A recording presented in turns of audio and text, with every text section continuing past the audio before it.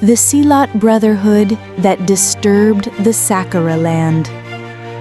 In the heart of Toyohashi, a quiet industrial city in Japan, dozens of Indonesian migrant workers tried to live their lives far from home. Day and night, they labored in metal factories, following the rules, clocking long hours, and enduring the cold, rigid rhythm of a foreign land. But among them was something different, something that made them stand out. They had formed a Silat Brotherhood. Every weekend morning, in a small public park near the train tracks, these workers gathered. Dressed in simple athletic clothes, they moved in unison, channeling the ancient martial arts of their homeland, Samande, Harimau Minang, and Tapak Suci. Their feet stomped in rhythm, their hands cut through the morning air, and their voices shouted in harmony. To them, Silat wasn't about violence. It was heritage. It was discipline. It was a way to keep their spirits alive in a foreign land. At first, the locals simply watched with mild curiosity. Some found it interesting, even beautiful. But slowly, unease began to grow. Whispers spread among neighbors. They're forming some kind of gang. They train like soldiers. They're preparing for something. And then, one careless night, it happened.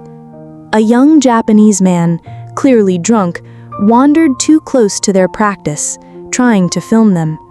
One of the Indonesian men politely asked him to step back. The man stumbled, fell, and later claimed he had been assaulted. The story exploded. Local media picked it up. Indonesian migrant workers attack local citizen during martial arts gathering.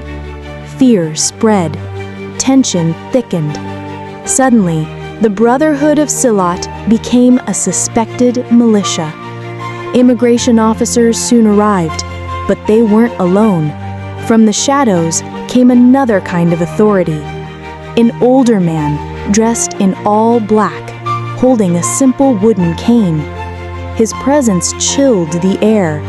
He said nothing, yet everyone recognized him. He was a representative of the Yakuza, Japan's most feared organized crime syndicate. The message was clear. Those foreign workers were attracting too much attention, too much fear. And now, they were being watched, not just by the government, but by the underground power that ruled Japan's streets. Panic struck the Brotherhood. Some considered disbanding. Others talked about going home. But then, the elder of the group, a former Silat master from West Java, stood up with a different idea. He proposed a public demonstration. Not a show of force, but a show of culture.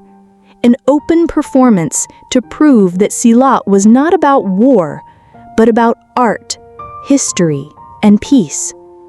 The event was held on a cloudy Sunday. Flyers were sent out. The local media was invited. People gathered, some curious, some skeptical. And there once again stood the old Yakuza figure, watching in silence. When the performance ended, the old man stepped forward. His voice was quiet, yet it carried far. I've seen these moves before. Long ago, during the war, an Indonesian soldier protected my family with this same art.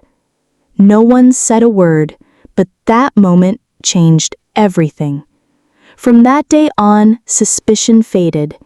The Silat group remained, but now with local support.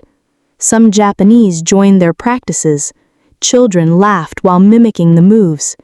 Even some Yakuza members visited, not to threaten, but to observe, and perhaps to remember.